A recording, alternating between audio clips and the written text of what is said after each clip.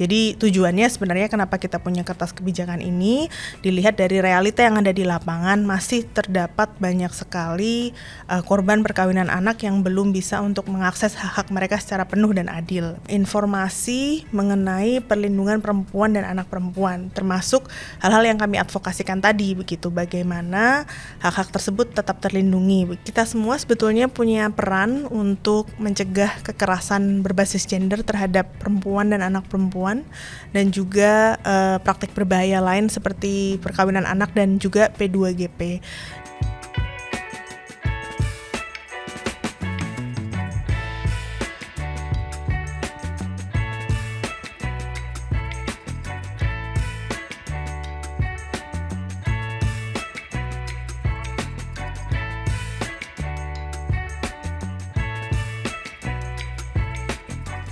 Halo sahabat anak Indonesia, ketemu lagi bareng saya Nia, tentunya dalam program Teman Nia yang akan hadir setiap hari Sabtu jam 7 malam hanya di Aris Merdeka Official. Nah, sahabat anak Indonesia, kali ini kita akan ngobrol terkait isu yang sebetulnya sedang panas, ramai, dan beberapa tahun terakhir sebetulnya ini menjadi isu yang serius karena memang sedang banyak sekali kasus di mana perkawinan usia anak itu terjadi hampir di beberapa kota-kota besar di Indonesia, begitu kan. Nah, kalau dulu biasanya lebih banyak isunya misalnya karena memang budaya gitu. Nah, kalau sekarang itu kita akan cari tahu sebenarnya faktor apa sih yang menyebabkan tingginya perkawinan anak di masa yang sekarang, begitu kan, karena ini bukan isu yang sembarangan, isu yang memang harus kita tahu banget supaya ke depan tidak terjadi lagi. Di depannya sudah ada salah satu narasumber dari United Nations Population Fund, begitu ya Kak ya? Betul. Oke, depannya sudah ada. Boleh Kak kenalan sama temannya di luar sana?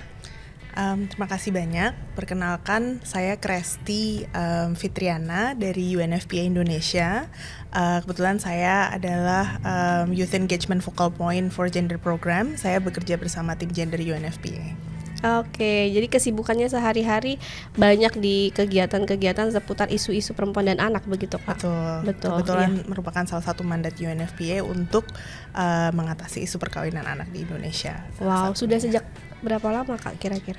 Sebenarnya saya pribadi baru bergabung bersama UNFPA sejak 2 tahun yang lalu, tapi saya sendiri sudah bekerja di isu perlindungan anak sejak tahun 2017, Mbak. Sudah dari tahun 2017 ya. Dan biasanya pada saat itu sampai sekarang isu apa yang paling banyak dan sebetulnya terus bertahan dan sulit sekali untuk diberantas misalnya kasus-kasusnya?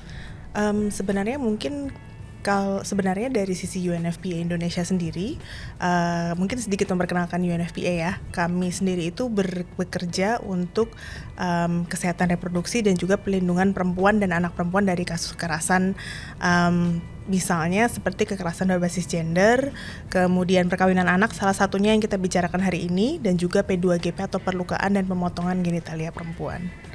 Oke, fokusnya lebih kepada anak-anak yang memang jadi korban tadi, terus kemudian tidak hanya anak tapi juga perempuan, begitu ya? Fokusnya Kak, ya? Justru ke perempuan dan anak perempuan. Fokusnya perempuan dan anak perempuan.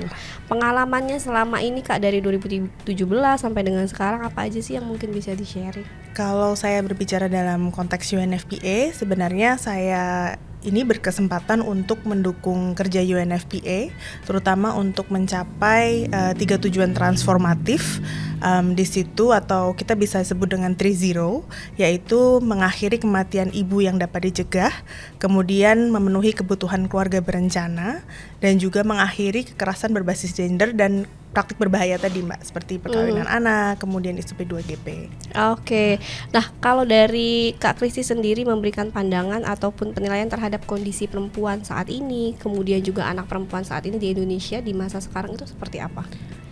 Sebenarnya UNFPA Indonesia itu sangat percaya. Jadi theory of change kami itu adalah ketika kita bisa memenuhi kebutuhan kesehatan seksual dan reproduksi, ini merupakan kunci atau fondasi bagi perempuan dan anak perempuan untuk mencapai kesetaraan gender ya, begitu, dan juga bisa mencapai pertumbuhan ekonomi, kemudian juga development, dan juga kita bisa mencapai juga yang disebut dengan keamanan dan juga keadilan.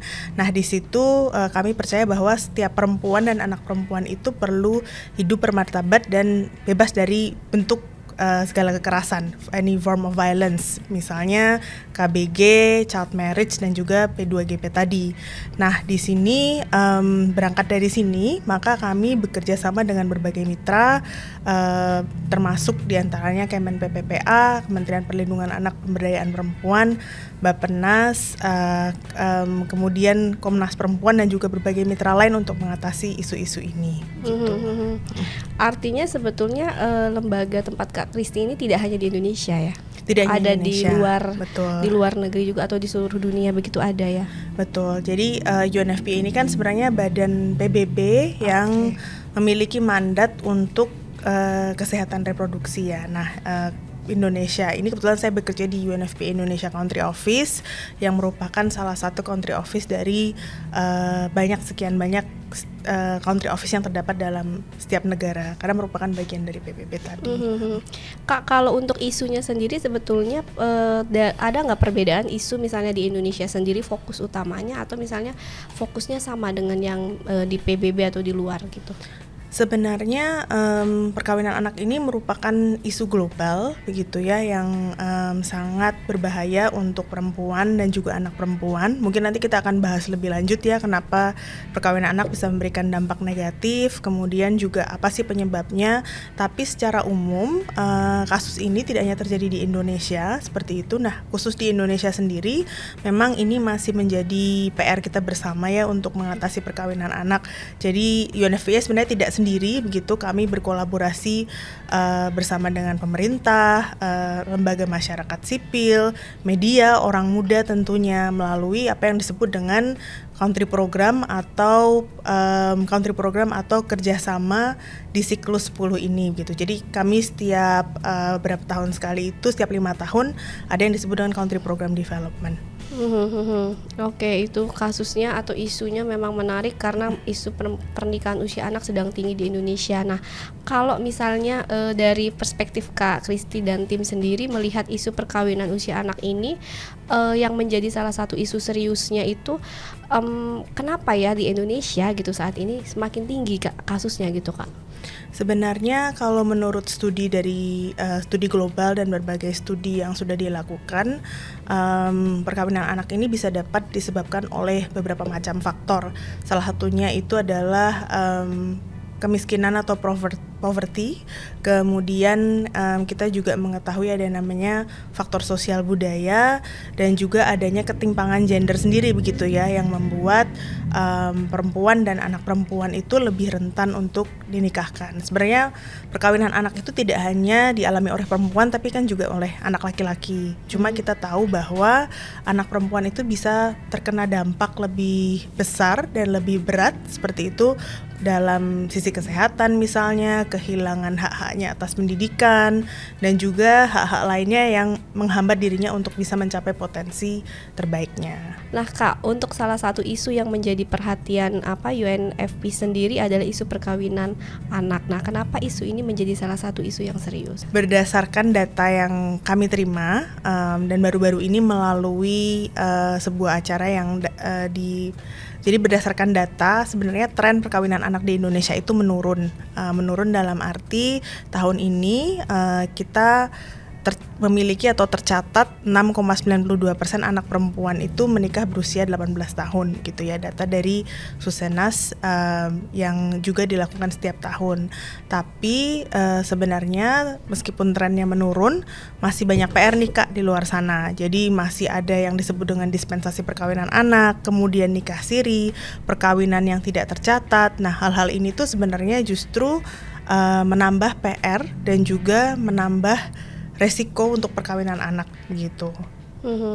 Nah, perkawinan anak sendiri itu sebenarnya seperti yang sudah dijelaskan tadi ya begitu, karena sifatnya bisa sangat berbahaya terutama untuk kelompok yang sudah sangat rentan. Dia bisa rentan terhadap kasus kekerasan, kemudian dia juga bisa mengalami dampak-dampak negatif lain seperti misalnya komplikasi kehamilan jika anak perempuan tersebut belum siap begitu untuk memiliki anak.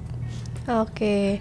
Nah, Kak, bagaimana kalau misalnya banyak isu atau di kalangan kita perempuan yang biasanya menikahnya ini di usia yang perkawinan anak karena hamil di luar atau misalnya hamil di luar nikah gitu kan.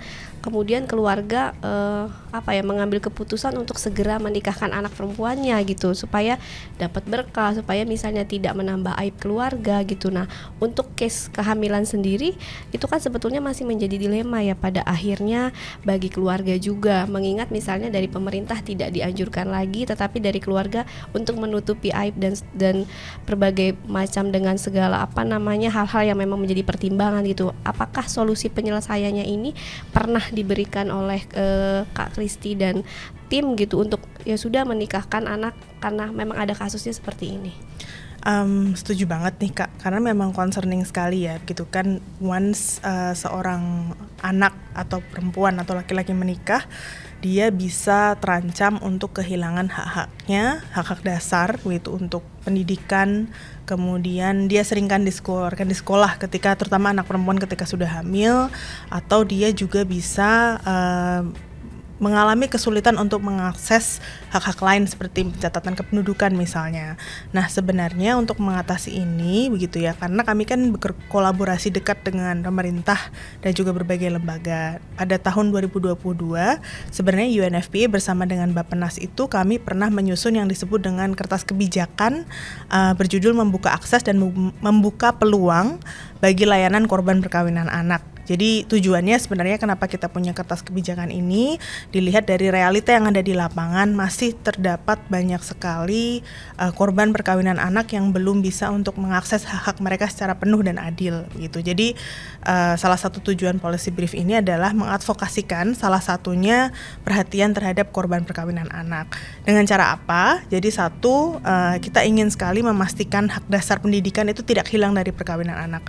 Mereka meskipun sudah menikah atau mereka juga memiliki anak dalam usia remaja yang sangat muda atau anak, masih dapat bersekolah begitu. Jadi mereka tetap bersekolah tanpa harus khawatir untuk kehilangan haknya atas pendidikan. Karena kan biasanya mereka tuh terjadi di usia SMP SMA. Anak perempuan kan di bawah, anak perkawinan anak itu terjadi di bawah usia 18 tahun. Nah, yang kedua, kita juga mengadvokasikan untuk memastikan tercatatnya anak yang lahir dari perkawinan anak untuk bisa mengakses hak-hak sipil dan kependudukan, dan juga terdatanya korban perkawinan anak dalam program perlindungan sosial. Kan pemerintah mempunyai berbagai program perlindungan sosial yang itu kita juga advokasikan agar bisa juga melindungi korban perkawinan anak. Kemudian dari sisi kesehatan, itu kita juga mengadvokasikan untuk memenuhi kebutuhan dalam kesehatan termasuk kehamilan, ini untuk anak perempuan dan perempuan ya, persalinan serta pasca kelahiran anak. Dan juga yang paling penting dan sejalan dengan kerja kami untuk mengatasi isu KBG adalah perlindungan terhadap faktor kekerasan. Jadi observasi kami ketika anak perempuan sudah menikah, dia bisa rentan terhadap kasus KDRT, kasus kekerasan yang lain, dan seringkali terjebak dalam situasi seperti ini. Mungkin itu Kak. Jadi banyak sekali ternyata dampak yang dialami oleh anak-anak ketika harus menikah. Dan ini berlaku sebetulnya, maaf saya menambahkan sedikit ya, berlaku baik bagi mereka anak yang sudah menikah maupun rentan terhadap faktor perkawinan anak gitu. Jadi kita tidak ingin membedakan bahwa mereka yang sudah menikah karena perkawinan anak ataupun mereka rentan, itu harapannya bisa tetap dapat mengakses hak mereka. Meskipun sudah menikah, mengurus anak, berumah tangga, artinya memang haknya sebagai anak nggak boleh hilang begitu artinya. Nah, kalau di sini ada juga Kak, misalnya perkawinan yang dilatar belakangi oleh kondisi keluarga yang memaksa untuk menikah begitu. Seharusnya kan keluarga tidak bisa misalnya seperti itu, misalnya anak pokoknya harus nikah atau takutnya membebankan salah satu orang tua secara ekonomi gitu kan. Nah, jika itu terjadi sebetulnya jalan keluar yang perlu dilakukan oleh anak tersebut untuk mempertahankan haknya seperti apa? Sebenarnya memang selain ini ya, ketika anak tersebut berada dalam situasi rentan untuk perkawinan anak, disitulah sebenarnya peran-peran lembaga, kemudian peran orang tua sebetulnya sangat penting begitu. Jadi memang seringkali terkadang anak anak perempuan atau laki-laki di bawah 18-19 tahun itu mereka menikah karena pada akhirnya mereka mengalami pressure dari lingkungan sekitar termasuk orang tua. Nah, di sini sebenarnya intervensi atau hal yang bisa dilakukan dapat bermacam-macam sih Kak, begitu. Jadi pertama memang UNFPA ini salah satunya kan kami dengan mitra-mitra kami itu bekerja untuk program-program yang menumbuhkan agensi atau resiliensi anak perempuan gitu. Jadi harapannya ketika mereka terbekali dengan life skill atau agensi, mereka sendiri sudah punya bekal begitu ya ketika mereka akan memutuskan sesuatu, terutama keputusan-keputusan yang penting bagi tubuh dan diri mereka begitu. Itu yang pertama. Yang kedua adalah memastikan informasi mengenai perlindungan perempuan dan anak perempuan, termasuk hal-hal yang kami advokasikan tadi begitu, bagaimana hak-hak tersebut tetap terlindungi begitu. Jadi misalnya kami bekerja sama dengan Kemen PPPA salah satunya untuk menguatkan UPTD PPA atau Unit Perlindungan Perempuan dan anak ya dari kekerasan. Nah, di situ kami juga melakukan advokasi bagaimana UPTD PPA juga bisa membantu untuk memastikan hak-hak korban perkawinan anak ini begitu ya tetap terjaga. Nah, yang ketiga sebenarnya kami juga percaya dengan kami bekerja dengan melakukan pendekatan gender transformatif yang menggunakan pendekatan ekologis begitu. Jadi kami bekerja menyasar tidak hanya anak atau perempuannya saja, tapi juga lingkungan di sekitarnya begitu Kak. Jadi anak perempuan, orang tua, caregivers, kemudian tokoh masyarakat, tokoh agama, kemudian lembaga dan juga bahkan policy makers atau negara begitu. Jadi dengan misalnya intervensi yang mengedukasi atau memastikan orang tua harus bisa juga melindungi haknya begitu ya. Hak anak perempuan atau hak anak laki-laki ketika mereka rentan perkawinan anak ini bisa menjadi salah satu faktor pendorong untuk melindungi mereka dan terjaga hak-haknya ketika mereka mengalami situasi rentan perkawinan anak. Kita kan pernah mendengar bahwa it takes a village to raise a kid gitu ya. Jadi inilah kenapa kami rasa kami tidak bisa melihat bahwa single factor itu bekerja untuk melindungi perempuan dan anak perempuan dari kondisi rentan perkawinan anak. Kalau untuk misalnya nih Kak, ada satu kasus yang memang anaknya merasa sudah terancam dan ingin mengadukan, itu ada kontak atau seperti apa biasanya prosedur yang akan dilakukan anak tersebut, misalnya pengen mengadukan nih karena kan situasinya sudah harus dinikahkan dan lain-lain? Dari yang saya tahu, UPTD PPA sebetulnya sudah mulai melakukan layanan termasuk di situ selain layanan terhadap korban kekerasan, termasuk juga perlindungan dari perkawinan anak ya Kak ya. Memang mungkin ketika merasa dalam situasi terancam, kami selalu mengadvokasikan dan juga menyarankan siapapun yang terancam terhadap kasus kekerasan berbasis gender adalah untuk mengakses layanan melalui UPTD PPA atau dulu yang dikenal dengan P2TP 2A atau juga layanan kekerasan yang lain Kak, selain yang dimiliki oleh pemerintah. Kan banyak tuh Kak layanan dari teman-teman CSO ya begitu, seperti misalnya teman-teman FPL juga aktif di luar sana. Jadi banyak sekali layanan-layanan yang bisa dilakukan, diakses gitu oleh korban atau orang yang rentan perkawinan anak. Baik, nah oke, berdasarkan dari yang kalau kita lihat kajian atau riset dari Kak Kristi dan tim gitu kan, perkawinan anak itu menyebabkan tingkat kemungkinan tinggi adanya kekerasan yang terjadi dalam rumah tangga. Dapat dijelaskan Kak bagaimana itu bisa terjadi, kemudian sebetulnya angka kekerasan dalam rumah tangga sendiri itu apakah karena diakibatkan dari ketidaksiapan mental ketika akan menikah atau seperti apa? Sebetulnya terkait dengan rentan kekerasan tadi begitu ya, karena kita melihat bahwa kita melihat itu sebagai sebuah siklus ya Kak. Kalau saya pernah melihat sebuah film pendek tentang dokumentari perkawinan anak begitu, ketika misalnya anak perempuan dia masih dalam tahap pertumbuhan untuk menggali potensi dirinya kan gitu, ketika dia remaja di bawah 18 tahun, dan di situ dia sudah harus terbebani oleh tanggung jawab dan juga resiko-resiko yang dia tidak siap begitu. Jadi satu, dia tidak terinformasi mungkin secara penuh atas resiko-resiko dan beban tanggung jawab yang harus dia lakukan sama dengan anak laki-laki ya begitu. Tapi itu menjadi kenapa burden itu lebih besar di anak perempuan dan anak perempuan karena ketimpangan gender dan juga beban mereka yang dimana mereka harus terlibat dalam pekerjaan-pekerjaan domestik, misalnya mengasuh anak seperti itu, dan juga mereka lebih rentan untuk dikeluarkan dari sekolah gitu. Jadi seringkali ketika perempuan dan anak perempuan ini menikah atau mereka menikah dalam usia anak begitu ya, anak perempuan seringkali lebih didahulukan untuk dikeluarkan dari sekolah. Nah di sini kan bisa sangat menghambat pertumbuhan agensi, kemudian kemampuan mereka untuk bisa berpartisipasi aktif dalam masyarakat secara bermakna, kemudian juga their economic power juga mungkin sedikit akan menjadi lebih rendah daripada rekan-rekannya.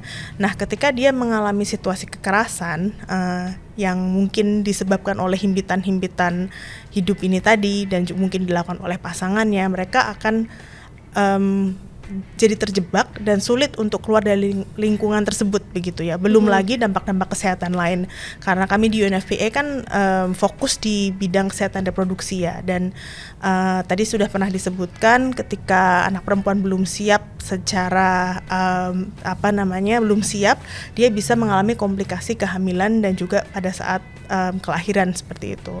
Nah, ketika hal ini terjadi begitu ya, ini akan menambah komplikasi dan dia akan terjerat dalam lingkungan kekerasan tadi.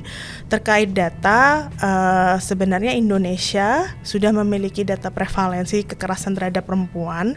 Di sini data yang dilakukan oleh survei Pengalaman Nasional Hidup Perempuan tahun 2021 oleh Kementerian Pemberdayaan Perempuan dan Perlindungan Anak, UNFPA dan BPS itu mereveal bahwa 1 dari 4 perempuan berusia 15 sampai 64 tahun itu mengalami kekerasan dalam hidupnya, baik fisik dan seksual. Meskipun data ini mesti perlu digali lagi begitu ya, berapa dari 1 dari 4 yang sebenarnya misalnya mengalami perkawinan anak, tapi ini sudah menggambarkan bahwa kekerasan berbasis gender dan juga praktek berbahaya lain itu sangat lekat untuk mengancam perempuan dengan resiko-resiko tadi. Gitu. Akhirnya banyak sebetulnya ketika mau menikah dan lain-lain dipersiapkan, jadi nggak hanya melihat karena udah permintaan dari orang tua dan lain-lain begitu ya Kak. Yeah. Dan rumit juga ya ketika di lapangan. Betul. Menemukan isunya banyak sekali ternyata. Yeah. Betul Kak. Nah Kak, berkaitan dengan usia kesiapan anak untuk menikah, sebetulnya kalau tidak salah Kementerian Pemberdayaan Perempuan dan Perlindungan Anak juga sudah mengeluarkan ya bahwa batasan usianya harus berapa gitu. Nah khusus untuk anak perempuan, sebetulnya usia berapa Kak yang anak dapat dibebani, mereka boleh hamil seperti itu kan, atau dibebani oleh kehamilan tadi. Nah resiko kesehatannya apa yang memang ditanggung oleh anak perempuan jika akhirnya mereka cepat mengalami kehamilan tadi? Salah satunya nih Kak begitu. Jadi posisi kami sebagai UNFPA itu tidak merekomendasikan anak perempuan atau siapapun anak laki-laki berusia 18 tahun ke bawah untuk melakukan perkawinan ya Kak gitu. Jadi ini sebenarnya juga didasari oleh undang-undang kita begitu ya. Nah sebenarnya mungkin berangkat dari situ dulu ya. Jadi kata kuncinya kan anak begitu. Jadi segala bentuk definisi perkawinan anak itu adalah perkawinan yang melibatkan anak perempuan dan anak laki-laki berusia 18 tahun ke bawah itu menikah baik secara formal maupun informal. Nah di sini ini kan juga didukung oleh peraturan pemerintah Indonesia itu sebenarnya sudah juga berkomitmen mengatasi perkawinan anak dengan disahkannya Undang-Undang Nomor 16 Tahun 2019 tentang perubahan atas Undang-Undang Nomor 1 Tahun 1974 yang mengatur batas perkawinan anak. Dulunya yang sekarang itu perkawinan batas minimal usia menikah baik untuk laki-laki dan perempuan itu adalah 19 tahun. Dulu perempuan 16 tahun dan sekarang laki-laki 19 tahun. Nah, di sini terkait pertanyaan Kakak tentang usia berapa sih dan kenapa sih, apakah ada faktor-faktor begitu ya untuk resiko itu.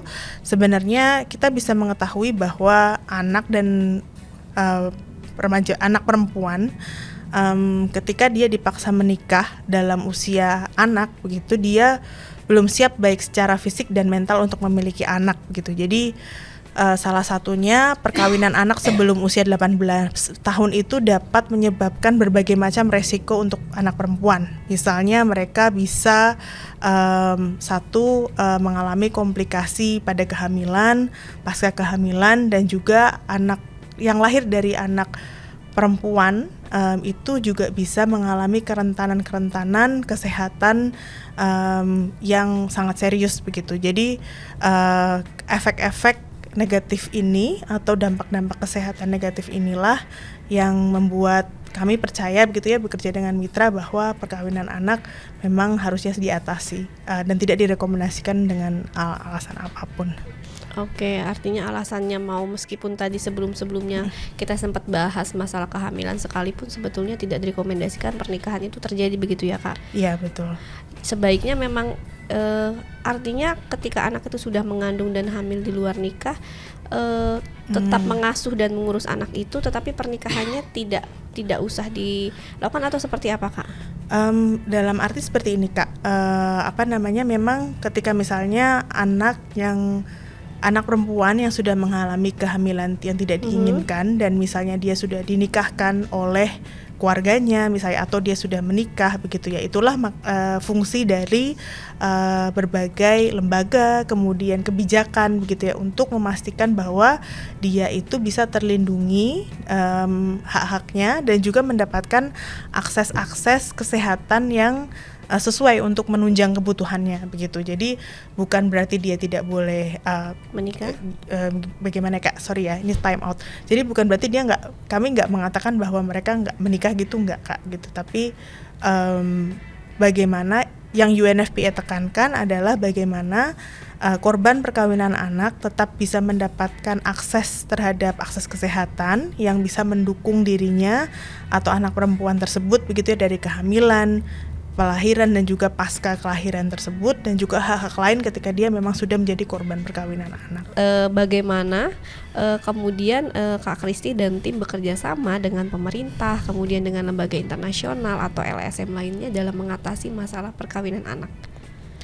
Terima kasih Kak. Jadi UNFPA Indonesia itu bermitra dengan berbagai lembaga, salah satunya Kementerian Pemberdayaan Perempuan dan Perlindungan Anak, Badan Perencanaan Pembangunan Nasional atau Bappenas, kemudian Komnas Perempuan, dan juga Yayasan Kesehatan Perempuan serta Puskapa, dan sektor swasta seperti Yayasan Kokalbe begitu ya, untuk melakukan studi, advokasi kebijakan serta program untuk melawan perkawinan anak. Misalnya kami bekerja melalui advokasi kebijakan yang memperhatikan hak korban perkawinan anak tadi begitu ya. Kemudian program yang memperhatikan mengedepankan agensi perempuan dan anak perempuan. Jadi misalnya kami memiliki beberapa pilot tentang pendidikan Kespro untuk fasilitator remaja, kemudian fasilitator komunitas, dan juga berbagai fasilitator dewasa lainnya. Kemudian kami juga melakukan studi dan riset yang membangun bukti kebijakan yang berbasis bukti untuk mendorong kebijakan yang melawan perkawinan anak dan juga memastikan hak-hak korban terpenuhi. Nah, sebagai badan PBB yang memiliki mandat dalam bidang kesehatan reproduksi, UNFPA itu juga mungkin tadi sudah disebutkan ya, melakukan pendekatan transformatif gender dan juga pendekatan ekologis yang mengedepankan agensi perempuan serta pelibatan aktif laki-laki dan lingkungan sekitar dalam mengatasi perkawinan anak. Jadi yang dilakukan keren banget. Kemudian juga sebetulnya pendekatannya Kak dalam memperjuangkan hak-hak anak ini terkait dengan perkawinan, artinya termasuk dengan hak perempuan dan hak anak perempuannya sendiri itu seperti apa? Jadi misalnya salah satunya ya Kak, mungkin berangkat dari besarannya. Jadi kami itu juga melakukan kerja-kerja advokasi dalam tataran kebijakan Kak, begitu. Jadi misalnya bersama dengan Kemen PPPA kami mendukung terbentuknya Stranas PPA atau Strategi Nasional Perlindungan Stranas PPA atau Strategi Nasional Pencegahan Perkawinan Anak di tahun 2019. Kemudian kami juga bersama-sama melakukan advokasi untuk perubahan batas usia minimal perkawinan anak, dan juga berbagai inisiasi lain seperti misalnya Ranpijar atau Rencana Aksi Nasional Peningkatan Kesejahteraan Anak Usia Sekolah dan Remaja, dan juga program-program lain yang sifatnya berbasis masyarakat atau komunitas. Jadi memang dalam kerangka besar ini baik melalui kerja-kerja advokasi, kebijakan atau kerja-kerja yang sifatnya di tingkat daerah atau komunitas, kami berupaya untuk tetap mengedepankan hak korban perkawinan anak terpenuhi ya. Nah, kami juga punya program bersama dengan private sector yang kami lakukan bersama dengan 3 lembaga Kak. Jadi UNFPA, Kemen PPPA, dan juga Yayasan Kokalbe. Itu kami mulai tahun 2022 melakukan program bernama Bestari. Jadi itu adalah program berbasis beasiswa untuk menyasar perempuan dan anak perempuan yang rentan terhadap kasus kekerasan terhadap perempuan, korban kekerasan terhadap perempuan dan juga kasus perkawinan anak. Jadi kami memberikan beasiswa untuk perempuan dan anak perempuan untuk bisa sekolah di level universitas dan juga berbagai capacity building sessions tentang Kespro, tentang isu gender, tentang pencegahan perkawinan anak. Jadi memang dari berbagai sisi. Oke, yang barusan Kak Kristi jelasin itu adalah beberapa contoh program dan juga contoh advokasi di level kebijakan ya Kak. Oke, yang telah dilakukan untuk mencegah perkawinan anak tadi ya Kak. Dan itu dilakukan di beberapa daerah di Jakarta saja atau sudah ada di beberapa provinsi misalnya begitu Kak? Kalau sifatnya kebijakan, kami memang bekerja dalam level nasional Kak ya. Jadi misalnya dalam proses pembentukan Stranas PPA di tahun 2019, kami bekerja sama dengan Bappenas dan juga Kemen PPA untuk mendukung peluncuran Stranas PPA tadi begitu. Nah itu sifatnya di level nasional. Tapi di level daerah kami memang bekerja di beberapa wilayah. Jadi kami memang punya 11 daerah di mana beberapa dari 11 daerah tersebut mempunyai program-program yang berfokus pada pencegahan perkawinan anak. Meskipun dalam 11 daerah pun kami selalu bekerja dalam isu KBG dan juga pencegahan harmful practices termasuk perkawinan anak dan P2GP tadi. Sudah ada di 11 daerah ya. Oke, bagaimana dalam mengukur keberhasilan dan upaya pencegahan perkawinan anaknya Kak? Selain memang kami melakukan regular monitoring dan reporting ya, kami memang karena dalam mekanisme kerja UNFPA kami juga terus berdialog begitu dengan stakeholders, policy makers dan juga jadi kami tetap berdialog dengan pemangku kepentingan, kemudian juga pihak-pihak yang berkaitan lainnya, dan juga kami juga selalu berkoordinasi atau juga berdialog dengan lembaga-lembaga masyarakat, youth organizations misalnya. Jadi saya pribadi kan, saya sendiri adalah Youth Engagement Focal Point for Gender Program. Jadi di kantor kami bersama-sama dengan tim lain yang juga berfokus pada youth. Biasanya kami sering melakukan dialog bersama orang muda begitu untuk melihat isu-isu apa sih yang sekarang menjadi concern orang muda dan bagaimana itu berdampak di mata mereka. Nah, masukan-masukan seperti inilah yang terus menjadi bahan evaluasi kami untuk meningkatkan program-program agar bisa lebih tepat menyasar orang-orang yang beresiko mengalami perkawinan anak atau bentuk kekerasan lainnya. Terus dilakukan berarti setiap hari gitu ya, dengan ya memang sebanyaknya kasus yang ada di lingkungan kita, memang peran dari masyarakat atau peran dari anak-anak muda memang perlu dilakukan, terjun ke masyarakat gitu ya Kak ya.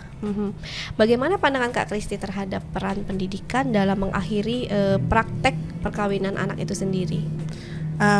Sangat penting Kak, terima kasih juga sudah menanyakan ini begitu. Jadi kami percaya bahwa banyak bukti yang sudah menunjukkan bahwa perkawinan anak itu mempunyai dampak negatif terhadap pencapaian pendidikan seorang perempuan dan anak perempuan, terutama ketika dia menjadi korban ya Kak. Yang paling severe atau yang paling berdampak adalah putus sekolah atau kehilangan kesempatan terhadap pendidikan tadi begitu. Jadi di mana anak-anak perempuan misalnya yang menjadi korban perkawinan anak, mereka putus sekolah dan kehilangan kesempatan untuk mendapatkan pendidikan tinggi. Selain itu mereka juga tidak hanya pendidikan tinggi ya, tapi mungkin juga pendidikan tingkat menengah dan atas dan berpotensi kehilangan pendidikan tinggi. Mereka juga memiliki double burden untuk harus mengurus anak di masa di mana mereka harusnya bersekolah dan juga menerima pendidikan. Nah, di sini penting di mana program pendidikan itu dapat menyasar perempuan dan anak perempuan, terutama untuk mempromosikan dan mendorong korban perkawinan anak untuk mengakses pendidikan salah satunya mungkin pendidikan tinggi dan juga mengedepankan akses aspek agensi dari perempuan tersebut begitu. Jadi peran pendidikan itu sangat penting menjadi protective factors untuk pencegahan perkawinan anak, tapi juga tetap bisa menjadi protection measures atau pelindung ketika korban perkawinan anak itu terjebak dalam perkawinan anak gitu. Tapi kuncinya adalah memastikan pendidikan tetap available bagi korban perkawinan anak gitu. Kak, saya sebetulnya jadi penasaran juga tadi sempat ini baru terfikir ada tadi kan fokus salah satu utamanya juga fokus terhadap kesehatan reproduksi perempuan ya. Kalau yang selama ini menangani banyak isu-isu perkawinan anak atau perempuan tadi, sebetulnya kesehatan reproduksinya banyak ditemukan oleh perempuan dewasa atau anak tadi, Kak? Oke, sebetulnya kembali kepada theory of change kami, Mbak, gitu ya. Jadi representatif kami itu percaya bahwa kesehatan reproduksi itu bisa menjadi foundation untuk pencapaian kesetaraan gender gitu, dan bahwa kesehatan reproduksi itu merupakan hal yang universal begitu. Dia dibutuhkan oleh semua, baik itu anak perempuan, remaja perempuan dan juga perempuan dewasa. Penting bagi mereka atau kita semua, tidak hanya perempuan tapi juga laki-laki ya sebetulnya ya.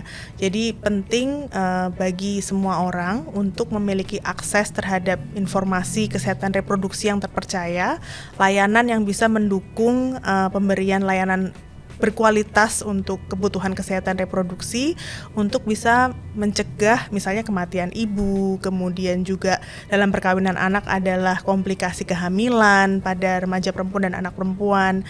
Jadi tanpa itu begitu ya, ketika kesehatannya tidak terjamin, akan sulit bagi perempuan dan juga anak perempuan untuk bisa pertama mereka bisa terhindarkan dalam kasus kekerasan, dan kedua juga akan sulit bagi mereka untuk bisa mengeluarkan potensi dirinya. Mungkin seperti itu, Mbak. Kita lanjut, Kak. Kita semua tentu menginginkan keluarga yang bahagia dan sejahtera. Di lingkup keluarga, pendidikan apa sebetulnya yang harus diberikan ibu atau ayah kepada anak perempuan atau anak laki-lakinya, Kak? Secara pendidikan sebetulnya sangat penting untuk membangun fondasi di mana perempuan dan anak perempuan begitu ya dapat menyadari potensi dan juga agensi dari diri mereka begitu kan. Jadi kami itu kenapa saya mengulang-ulang kata agensi begitu, karena berbagai studi yang melihat potensi ketika remaja dapat berkembang untuk mengaktualisasi dirinya secara bermakna itu didasari dengan penguatan agensi atau kemampuan diri dan juga life skills atau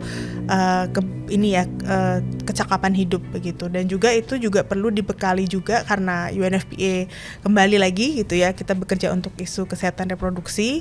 Orang tua itu juga punya peran sebetulnya untuk memberikan informasi pendidikan kesehatan reproduksi yang sesuai dengan umur dari anak perempuan dan anak laki-laki gitu. Jadi bertujuan sebetulnya untuk mengetahui faktor resiko, kemudian faktor kebutuhan kesehatan. Jadi kapan misalnya mereka harus misalnya nih gitu ya, ketika mereka terinformasi, mereka bisa menyadari bahwa mereka membutuhkan bantuan untuk layanan kesehatan reproduksi gitu. Jadi ketika mereka bisa menyadari hal itu begitu ya, bisa mengetahui itu dengan baik, diharapkan sebetulnya mereka bisa terhindar dari resiko-resiko perkawinan anak atau kerentanan yang lain gitu, termasuk kekerasan, Mbak gitu. Jadi ada salah satu studi yang memang melihat pentingnya misalnya informasi tentang kesehatan reproduksi yang sesuai, age appropriate ya. Jadi kan mungkin ketika mereka masih anak-anak, remaja muda, remaja dewasa,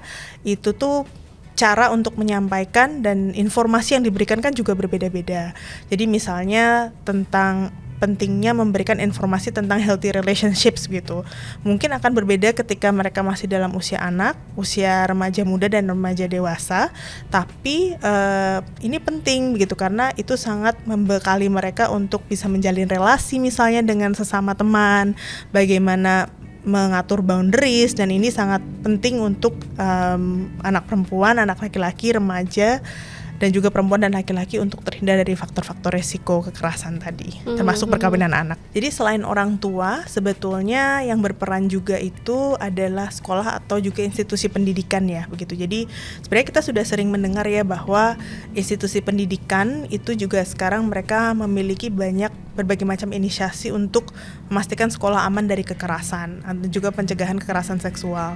Nah, mungkin juga penting untuk adanya pendidikan kesehatan reproduksi untuk di tingkat sekolah, baik di dalam sekolah maupun di luar sekolah begitu ya, untuk memastikan bahwa anak dan remaja dapat memiliki dan menerima informasi tentang pendidikan kesehatan reproduksi yang terpercaya gitu Kak, dan juga yang sesuai dengan umur atau age appropriate tadi gitu ya, dan juga merupakan sumber yang terpercaya gitu, agar mereka tidak kan kita fenomena yang terjadi di Indonesia adalah kadang mereka mendapatkan info tentang Kespro itu justru dari sumber-sumber yang kurang terpercaya atau bahkan sangat tidak direkomendasikan ya begitu. Dan dengan maraknya misinformasi, disinformasi segala macam, penting juga untuk adanya pendidikan kesehatan reproduksi baik di dalam dan juga di luar sekolah untuk anak-anak dan remaja.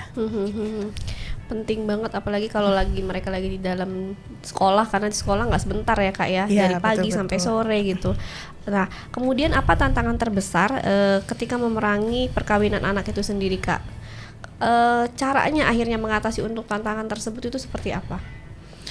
Sebetulnya tantangan tersebut masih banyak ya Kak, mulai dari mungkin norma sosial yang masih bersifat diskriminatif, kemudian juga adanya burden atau beban ganda yang dialami oleh perempuan dan juga anak perempuan korban kekerasan atau korban perkawinan anak.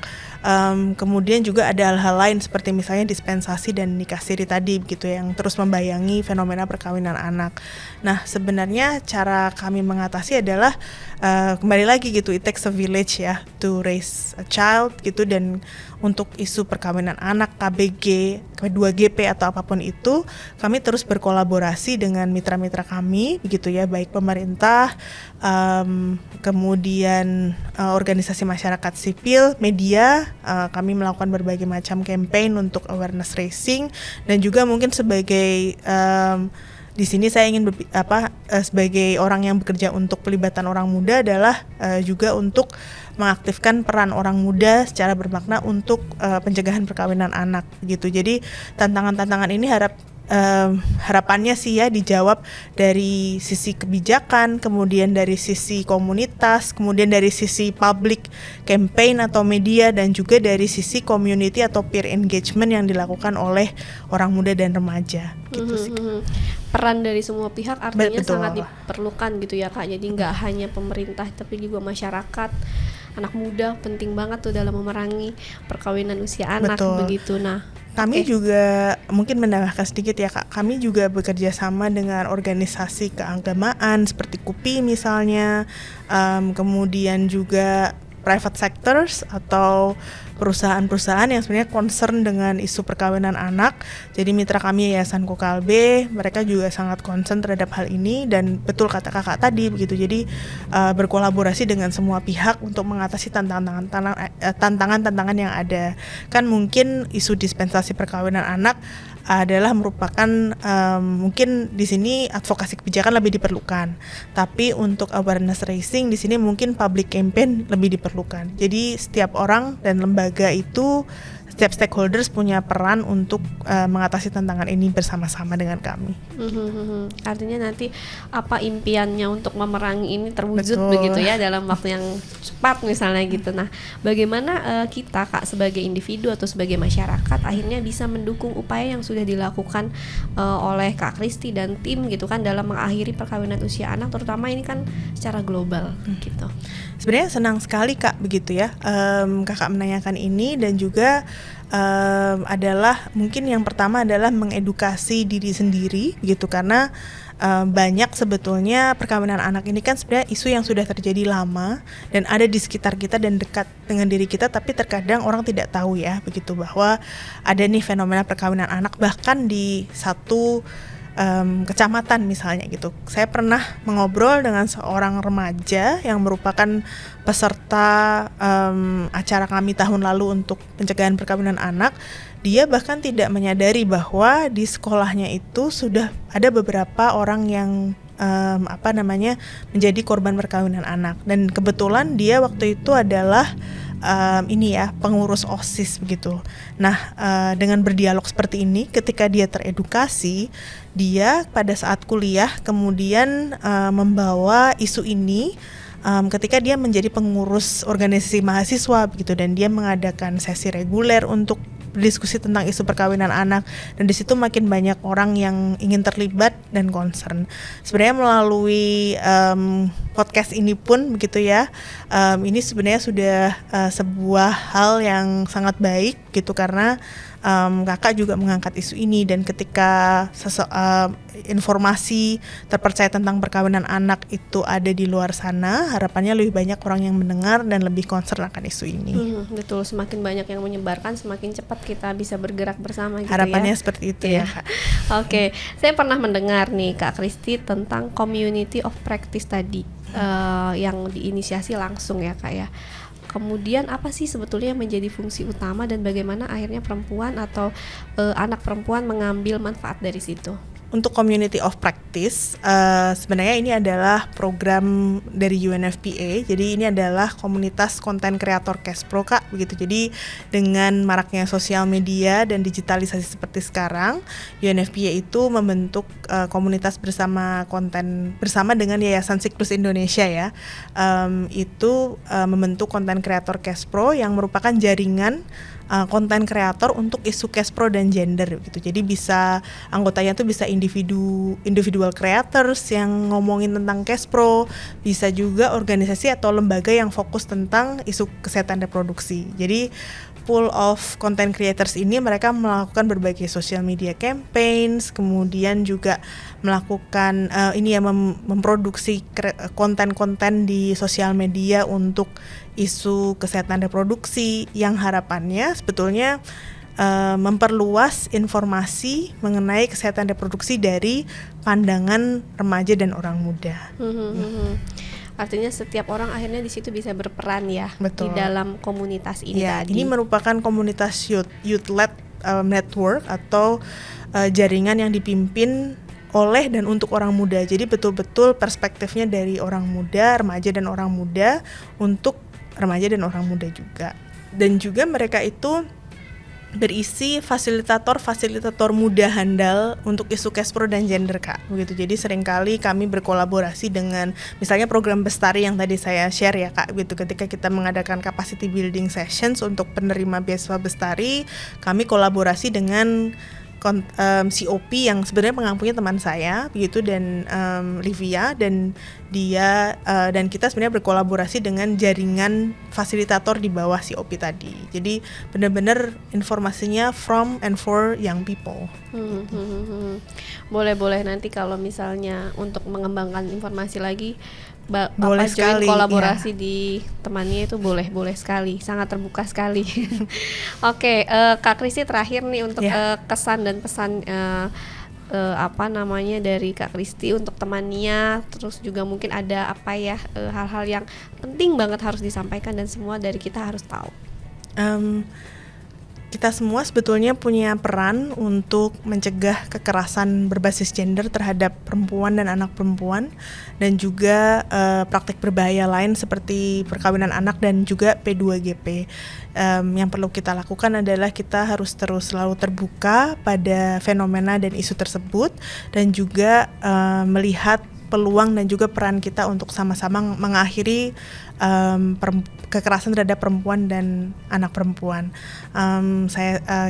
Kita sendiri begitu ya sangat berharap bahwa melalui inisiasi kami dan juga mungkin tujuan pembangunan berkelanjutan, harapannya kekerasan terhadap perempuan dan anak perempuan serta praktik berbahaya lainnya itu dapat diakhiri dan juga perempuan dapat hidup tanpa kekerasan.